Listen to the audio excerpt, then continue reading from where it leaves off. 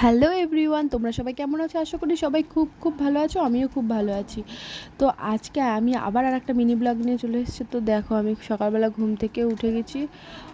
আমার বর আর আমার মেয়ে দেখো এখনও ঘুমাচ্ছে। তো দেখো, আমি যখন ঘুম থেকে উঠেছি প্রচুর লেট হয়ে গেছিলো, যেহেতু বৃষ্টি হচ্ছিলো। তখন 8:30 9টা বাজে। তো ঘর থেকে বেরিয়ে আগে একটু আমি বাইরের দৃশ্যটা দেখলাম। দেখো কি পরিমাণে বৃষ্টি হচ্ছে। তো যেহেতু আমার ঘুমের থেকে উঠতে অনেকটা লেট হয়ে গেছিলো, তাই আমি দেরি করলাম না। বেসিনে কিছু থালা বাসন ছিল, তাড়াতাড়ি ঝটপট করে থালা বাসনগুলো আমি মেজে নিলাম, কারণ তারপরে আমার ঘর মুছতে হবে। তারপর বেসিনে থালা বাসনগুলো মেজে টেজে নিয়ে আমি চলে গেলাম ঘর মোছার জন্য। তো চলো ঘরটা আগে মুছে নিচ্ছি। মুছে টুছে নিয়ে দুপুরে রান্নাবান্নার ভিডিওটা করতে না ভুলেই গেছি আজকে একদম। তো দেখো, আমার মেয়ে স্নান করে চলে এসছে। দেখো না কি করি, ওর বুদ্ধি দেখি, বলছে যে ওর মা বুদ্ধি আমি দেখি না একা একা কিরকম আজকে হয়েছে। রেডি হব। তো জামা টামা পরে কাজল টাজল পরেছে, ও ঠিক পরেছে।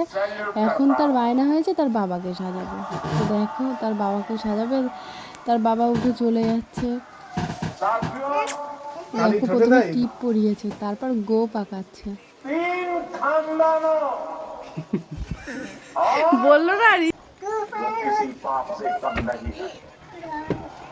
আজকে বাবাকে সাজিয়েছে, তার জন্য দেখো কত আনন্দ। বিছানার মধ্যে কিটকিট খেলছে। তারপর দেখো কত খুশি।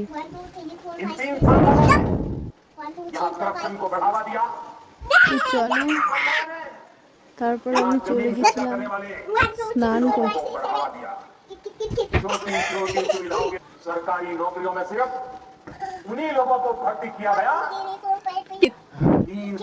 স্নান টান করে দেখো একবারে শাড়িটা পরে নিয়েছি। যেহেতু ছিল শনিবার, বারের পুজো করতে যাব, বড় ঠাকুরের পুজো। তার জন্য আমি একেবারে শাড়ি টাড়ি পরে ঠাকুর ঘরে চলে গেছি ঠাকুর নমস্কার করতে। তারপর দেখো, গপুকে নিয়ে আমি দুটো রিলস বানিয়ে নিলাম। দেখো ওদের কত সুন্দর লাগছে,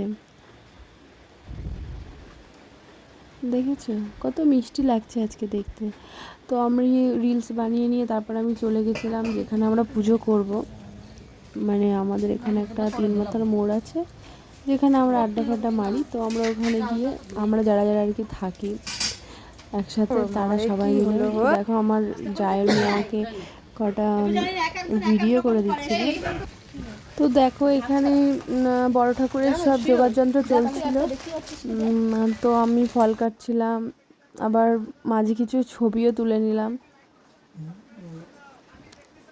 তো দেখো সব কিছু রেডি করছিলাম, কারণ টাইম হয়ে গেছিলো। ঠাকুরমশাই যেই টাইমটা বলেছিল তার থেকে লেট হয়ে গেছিলো, তাই সবাই মিলে তাড়াহুড়ো করে তাড়াতাড়ি করে হাতে পাতে আমরা রেডি করে নিচ্ছিলাম।